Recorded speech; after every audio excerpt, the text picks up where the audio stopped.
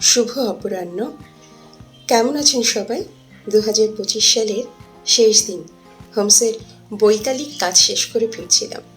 এমন সময় হাজব্যান্ডের কলে চলে গেলাম পিঠা খেতে।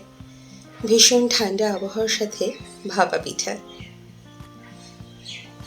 ফিরতি পথে পড়েছিল নার্সারি। গাছ দেখার লোভ সামাল দিতে না পেরে ঢুকে গেলাম দেখতে কি কি নতুন এসেছে। কত কত ফুল, তার কত কত রং। চোখ জুড়িয়ে যায় আমার এগুলো দেখতে।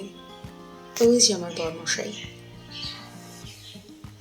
এখানে কিছু মৃৎশিল্প দেখলাম, নজর কেড়েছিল। সুন্দর না? এরপর বাসায় ফিরে কি করলাম সেটা জানবেন পরবর্তী রিলস ভিডিওতে। তো ভালো থাকুন সবাই। টাটা।